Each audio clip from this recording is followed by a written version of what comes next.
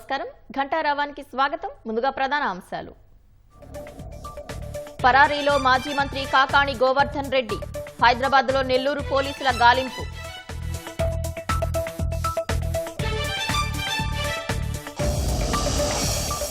అనకాపల్లి అచ్యుతాపురం మధ్య 4 వరుసల రహదారికి లోకేష్ శంకుస్థాపన.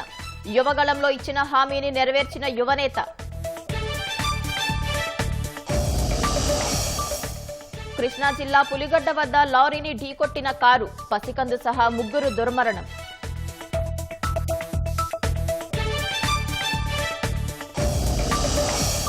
బెట్టింగ్ యాప్స్ గుట్టు విప్పేలా తెలంగాణలో సిట్ ఏర్పాటు. కేసులపై 90 రోజుల్లో సమగ్ర నివేదిక అందించాలని ఆదేశం.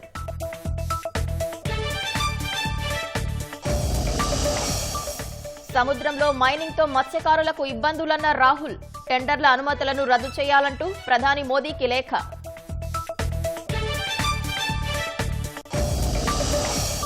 మయన్మార్లో కొనసాగుతున్న సహాయ చర్యలు. 2000 మందిని బలి తీసుకున్న పెను విపత్తు.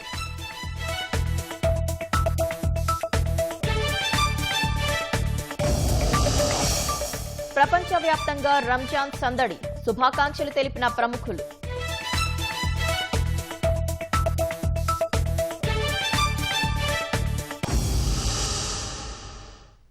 యువగళం పాదయాత్రలో ఇచ్చిన హామీ మేరకు అచ్యుతాపురం అనకాపల్లి 4 వరుసల రహదారికి మంత్రి నారా లోకేష్ శంకుస్థాపన చేశారు. అలాగే కూడలిలో ఫ్లైఓవర్తో పాటు 243 కోట్ల విలువైన అభివృద్ధి పనులకు లోకేష్ భూమి పూజ చేశారు. కార్యక్రమంలో సభాపతి అయ్యన్న, హోంమంత్రి Anitha, MP CM Ramesh, MLA Vijay Kumar, ఇతర ప్రజాప్రతినిధులు పాల్గొన్నారు. అధికారంలోకి రాగానే గుంతల రోడ్ల నుంచి మోక్షం కల్పిస్తామని ఇచ్చిన హామీని నెరవేర్చుకున్నామని లోకేష్ తెలిపారు. కేంద్రం సాయంతో 5 ఏళ్లలో రాష్ట్ర రూపురేఖలు పూర్తిగా మార్చేస్తామని చెప్పారు. ప్రజలందరూ ఒక్కసారి గుండె పైన చేయి పెట్టుకుని ఆలోచించండి. ఇదే రోడ్లనే నడిచా, కేలు పెట్టి కొలతలు కొలిసా, ఎంత లోతు గుంతుందని. నేను ఎక్కడ నడవాలంటే కార్యకర్తలు పక్కన పెట్టుకుని సరదాగా చేసి మాట్లాడుతూ నడిచాను. కానీ మన ప్రాంతానికి వచ్చి గల గుంటలు చూసి ఆగ్రహం ఇప్పుడు మాట్లాడదు. ఏ గుంతలు ఎప్పుడు పడతామో తెలియని పరిస్థితి. కానీ అదే ఎన్డీఏ ప్రభుత్వం అధికారంలో వచ్చిన వెంటనే రిపేర్లకి డబ్బులు విడుదల చేసి పెద్ద ఎత్తున రోడ్లు రిపేర్ చేస్తాం జరిగింది. ఇంతే కదా, ఆనాడు నేను హామీ ఇచ్చా. ఎన్డీఏ ప్రభుత్వం అధికారంలోకి వచ్చిన వెంటనే ఈ రోడ్ విస్తరణ కూడా చేస్తాం, 4 లేన్ రోడ్ వేస్తాం అని ఆనాడు చెప్తాం జరిగింది. 4 లేన్ రోడ్ చేసినప్పుడు ఇక్కడంతా కొంతమందికి అంటే ఇక్కడున్న షాపులు కానీ ఇల్లు ఉన్న కొంచెం ఇబ్బంది ఉందని నాకు తెలియజేయడం జరిగింది. త్వరలో మీతో మీటింగ్ పెడతారు. ఆమోదమైన పరిష్కారం వచ్చిన తర్వాతనే పని ప్రారంభిస్తాం. కానీ మిమ్మల్ని అందరూ కోరుతున్నా, సహకరించండి. అభివృద్ధి కార్యక్రమాలు మళ్ళీ మళ్ళీ రావు, వచ్చినప్పుడు పుచ్చుకోవాలి. ఈ రోజు రాష్ట్రం ముందరికెళ్తుందంటే కేంద్ర ప్రభుత్వం సహకారం ఉంది. గత ప్రభుత్వం మొత్తం అప్పులు చేసి పంపించారు. జీతాలు ఇచ్చడానికి ఇబ్బంది పడే పరిస్థితి, సంక్షేమ కార్యక్రమాలు చేసడానికి ఇబ్బంది పడే పరిస్థితి. కానీ కేంద్రంలో ఉన్న నరేంద్ర మోడీ గారి సహకారంతో ఈ రోజు మన రాష్ట్రం ముందరికెళ్తుంది. దక్షిణ భారతదేశంలో ఎక్కడ లేని విధంగా మనకి ప్రాజెక్టులు ఇచ్చారు, అభివృద్ధి కార్యక్రమాలు చేస్తున్నారు. ప్రజలందరూ తెలుస్తున్నా 5 సంవత్సరాలు ఓపిక పట్టండి. మన ప్రాంత రూపురేఖలు మార్చే బాధ్యత ఎన్డీఏ ప్రభుత్వం తీసుకుంటుంది. కూటమి పార్టీలంతా మిత్రధర్మం పాటించాల్సిందేనని మంత్రి నారా లోకేష్ స్పష్టం చేశారు. 3 పార్టీల మధ్య చిన్న మనస్పర్ధలు ఉన్నా చర్చలతో వాటిని పరిష్కరించుకోవాలని నేతలకు సూచించారు. లేకపోతే అదే ప్రత్యర్థి పార్టీలకు బలంగా మారుతుందన్నారు. అనకాపల్లి జిల్లా యలమంచిలిలో పార్టీ కార్యకర్తలు, నేతలతో లోకేష్ సమావేశమయ్యారు. తప్పకుండా పొలిటికల్ గవర్నెన్స్ ఉంటుందని మరోసారి స్పష్టం చేసిన లోకేష్ ఈ విషయాన్ని అధికారులు సైతం గుర్తుంచుకోవాలని చెప్పారు.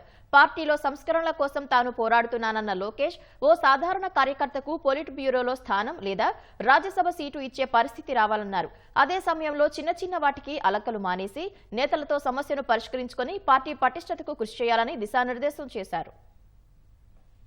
సమస్యలు పరిష్కరించే అధికారం కార్యకర్తలకి ఉంది. నేను చాలా స్పష్టంగా చెప్తాను. విఆర్ఓ గాని, ఎంఆర్ఓ గాని, ఆర్డీఓ గాని చట్టపరంగా ఏమి చేయాల్సి ఉందో వాళ్ళు చేయాల్సిందే, ఇంక్లూడింగ్ పోలీస్ సోదరులతో సహా. ఇది చాలా స్పష్టంగా నేను ఇన్ఛార్జ్ మంత్రి గారు కూడా చెప్తాం జరిగింది. ఈ రోజు అధికారులకి నేను చెప్తాను, ఈ సభాముఖంగా కార్యకర్తలకి, నాయకులు నేను తెలుపుతాను. సో మంచి రోజులు వచ్చినాయని కష్టకాలాలు మనం మర్చిపోకూడదు. మనస్పర్ధలు ఉండొచ్చు, చిన్న సమస్యలు మనలో ఉండొచ్చు, ఒక్కొక్కరికి డిఫరెన్స్ ఉండొచ్చు. కానీ కలిసికట్టుగా పోరాడపోతే గతంలో ఎలాంటి పరిస్థితి వచ్చిందో అదే పరిస్థితి మళ్ళీ రావచ్చు. అది మనం మర్చిపోకూడదు. ఇదే గుర్తు పెట్టుకోవాలి. సమస్యలు ఉన్నాయి, కాదని నేను అనట్లా. ఇప్పుడే ఇన్ఛార్జ్ గారు చెప్పారు, కూటమి ధర్మం అందరూ పాటించాలని ఆయన కోరారు. దాంట్లో ఎలాంటి సందేహం లేదు. పల్లా శ్రీనన్న నాయకత్వంలో కమిటీ పనిచేస్తుంది. పల్లన్న నాయకత్వంలో మన నియోజకవర్గంలోనే కాదు, అన్ని 175 నియోజకవర్గాల్లో కూటమి ధర్మం పాటించే బాధ్యత మేము తీసుకుంటాం.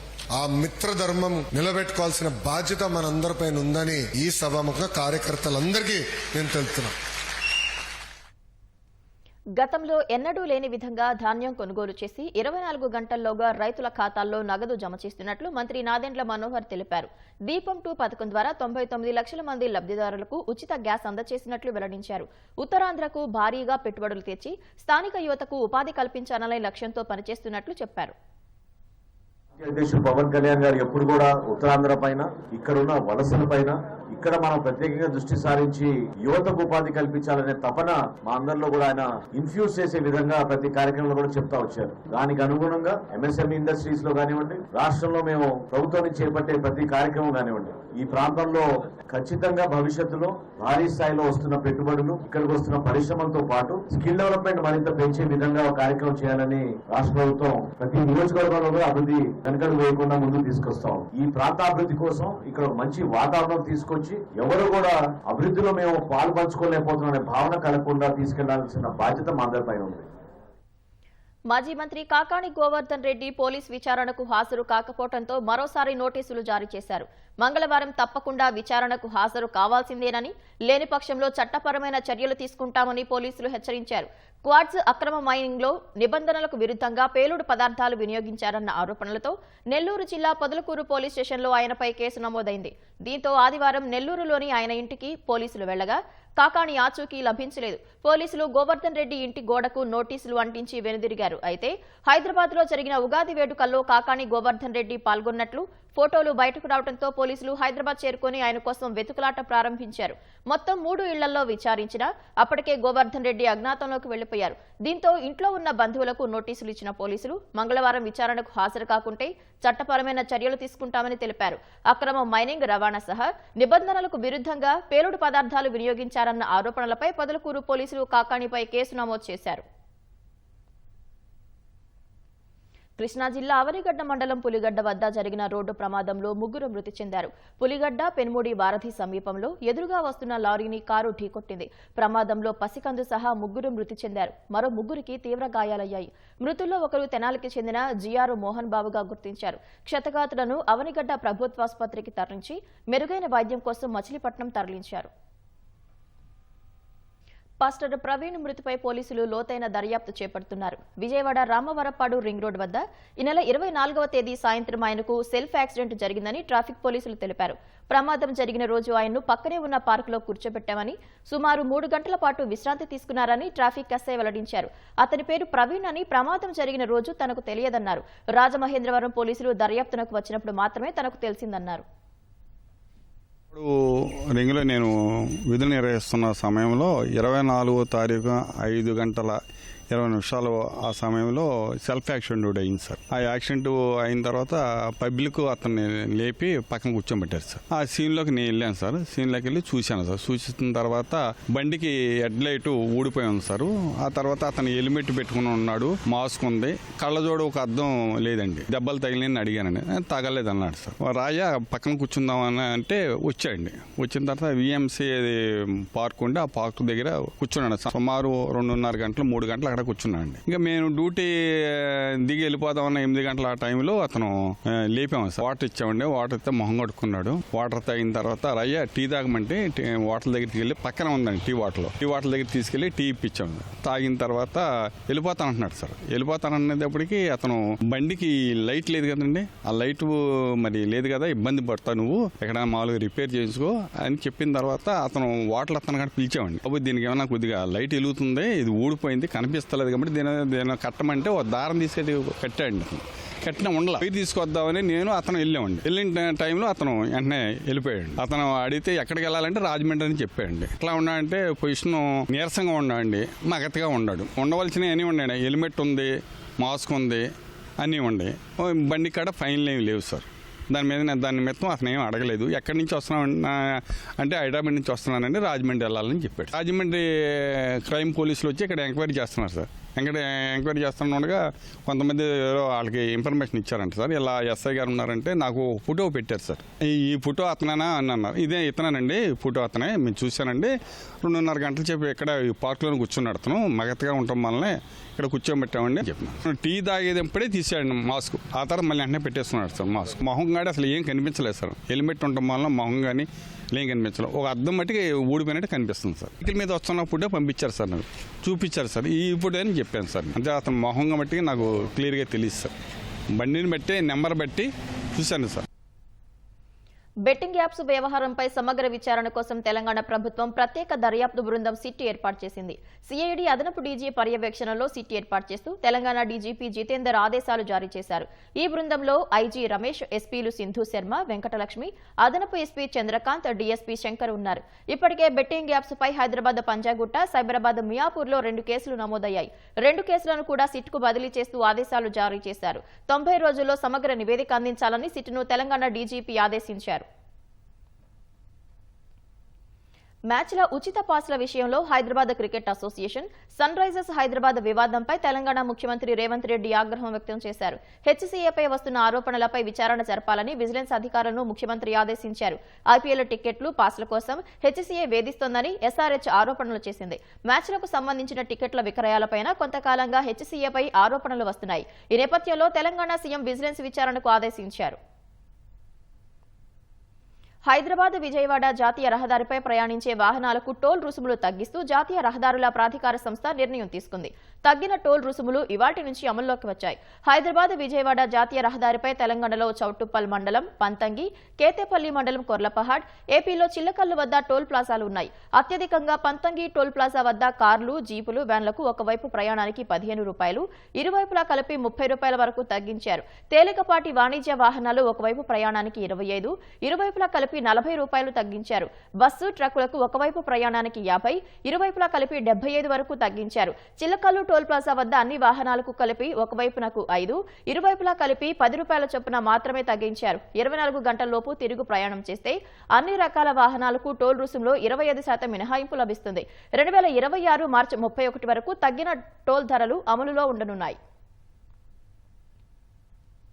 Hyderabad outer ring road toll ఛార్జీలను పెంచుతున్నట్లు ఐఆర్బీ ఇన్ఫ్రా లిమిటెడ్ సంస్థ ప్రకటించింది. 2025-26 ఆర్థిక సంవత్సరానికి సంబంధించి ఔటర్ టోల్ ఛార్జీలను స్వల్పంగా పెంచుతున్నట్లు వెల్లడించింది. వివిధ రకాల వాహనాలను 6 కేటగిరీలుగా విభజించి ఛార్జీలను నిర్ణయించారు. Car, jeep, van light vehicles కు ప్రతి కిలోమీటర్కు 10 పైసలు పెంచగా, మినీ బస్, ఎల్సీవీ వాహనాలకు ప్రతి కిలోమీటర్కు 20 పైసలు పెంచారు. భారీ వాహనాలకు కిలోమీటర్కు 70 పైసలు పెంచినట్లు ఐఆర్బీ వెల్లడించింది.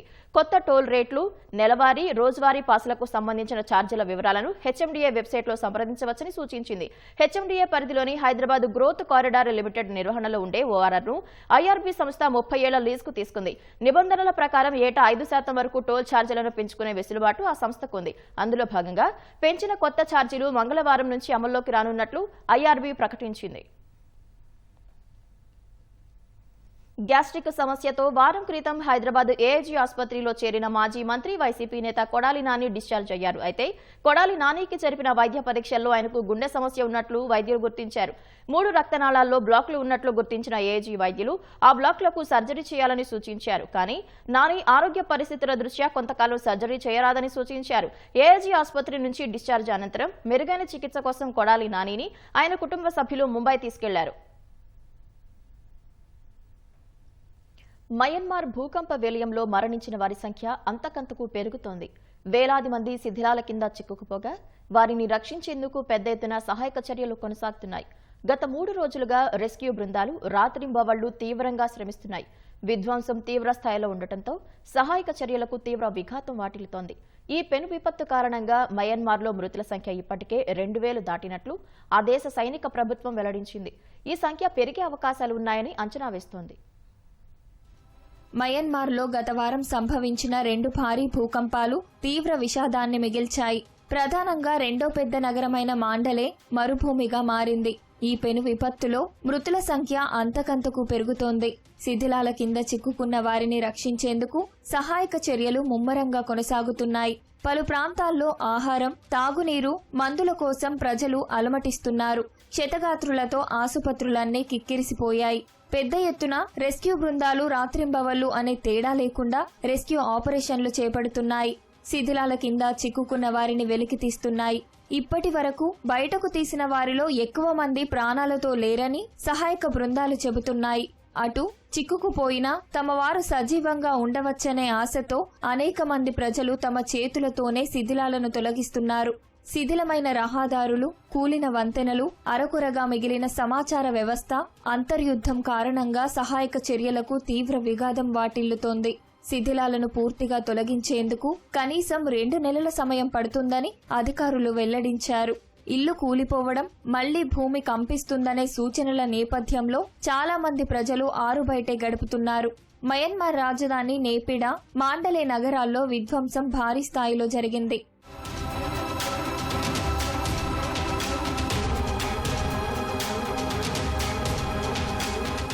ఈ పెను విపత్తు కారణంగా మయన్మార్లో మృతుల సంఖ్య ఇప్పటికే 2000 దాటినట్లు ఆ దేశ సైనిక ప్రభుత్వం వెల్లడించింది. మరో 3900 మంది గాయపడగా 270 మందికి పైగా ఆచూకీ ఇంకా తెలియరాలేదని పేర్కొంది. ప్రభావిత ప్రాంతాల్లో మరణించిన వారి సంఖ్య అధికారిక గణాంకాల కంటే చాలా రెట్లు ఎక్కువగా ఉండొచ్చని అంచనాలు ఉన్నాయి.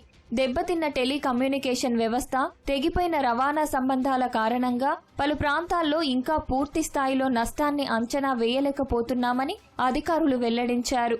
నష్టం కూడా ఊహించిన దానికంటే భారీ స్థాయిలో ఉండొచ్చని ఆందోళన వ్యక్తం చేస్తున్నారు. ఒక్క మాండలే నగరంలోనే దాదాపు 80% భవనాలు ధ్వంసమైనట్లు తెలుస్తోంది.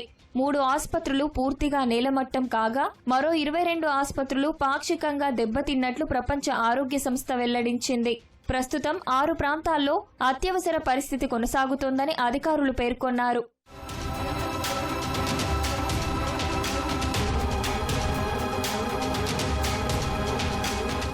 ఈ భూ విలయానికి సంబంధించి మరిన్ని విషయాలు వెలుగులోకి వస్తున్నాయి. రంజాన్ వేళ శుక్రవారం ముస్లింలు ప్రార్థనలు చేస్తుండగా ఈ విపత్తు జరగడంతో మయన్మార్ వ్యాప్తంగా 700 మంది శిథిలాల కింద సజీవ సమాధి అయినట్లు అక్కడి ముస్లిం ఆర్గనైజేషన్ ప్రకటించింది. ఈ ప్రకంపనల ధాటికి 60 మసీదులు తీవ్రంగా ధ్వంసమయ్యాయని పేర్కొంది. మధ్యాహ్నం సమయంలో ప్రార్థనలు చేస్తుండగా ఈ విపత్తు రావడంతో శిథిలాల కిందే 700 మందికి పైగా ప్రాణాలు కోల్పోయినట్లు తెలిపింది. మరోవైపు మాండలే నగరంలో దాదాపు 270 మంది సన్యాసులు మతపరమైన పరీక్ష రాస్తుండగా భూకంపం సంభవించి ఆ భవనం కుప్పకూలింది. ఇందులో 70 మంది ప్రాణాలతో బయటపడగా 50 మంది మరణించారు. 150 మంది ఆచూకీ ఇంకా తెలియలేదని సహాయక బృందాలు తెలిపాయి. అయితే వీరి మరణాలను మయన్మార్ మిలిటరీ ప్రభుత్వం వెల్లడించిన మృతుల సంఖ్యలో చేర్చాలా లేదా అనే దానిపై స్పష్టత లేదు.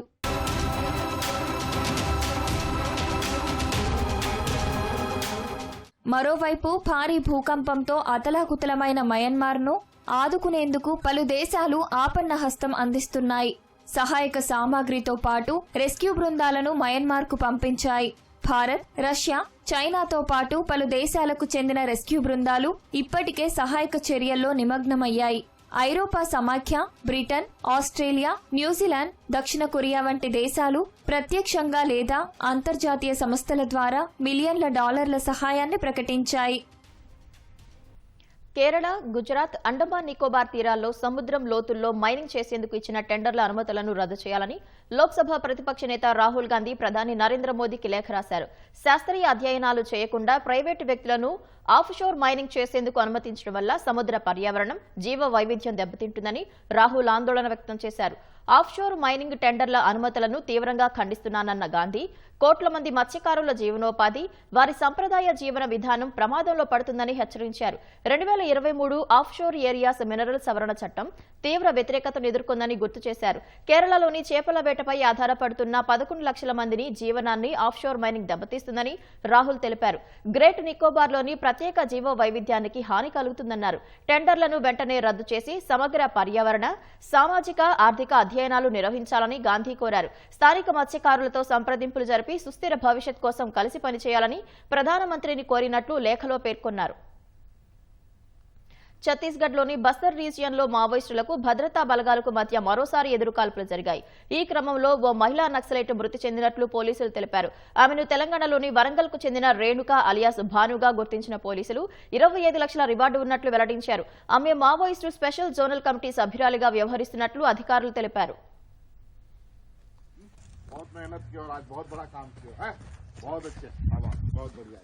चलिए बहुत बढ़िया चलो बहुत अच्छे बढ़िया चलो चलो बहुत बढ़िया రంజాన్ మాసం ముగింపుతో దేశ విదేశాల్లోని ముస్లింలు ఈద్ ఉల్ ఫితర్ ను ఘనంగా జరుపుకున్నారు. ఢిల్లీలోని జామా మసీదులో వేలాది మంది ఈద్ నమాజ్ కోసం సమావేశమయ్యారు. 17వ శతాబ్దానికి చెందిన ఈ మసీదు ప్రాంగణం ప్రార్థనలతో మార్మోగింది.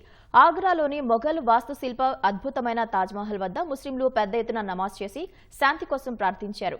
ముంబైలోని హాజీ అలీ దర్గా సముద్ర తీరం ఈద్ ఆచరణలతో కళకళలాడింది. శ్రీనగర్లోని హజ్రత్ బల్ దర్గా దాల్ సరస్సు ఒడ్డున ముస్లిం సోదరులు ప్రశాంతమైన వాతావరణంలో చేసిన ప్రార్థనలు ప్రత్యేక ఆకర్షణగా నిలిచాయి. లక్నోలోని బడా ఇమాంబారా వద్ద ఈద్ శుభాకాంక్షలతో జనం సందడి చేశారు. భోపాలు జామా మసీదులో వక్ఫ్ బిల్లుకు వ్యతిరేకంగా నల్ల చేయి బిళ్లలతో నమాజ్ చేశారు. వారణాసిలోని జ్ఞానవాపి మసీదు భక్తులతో కిటకిటలాడింది.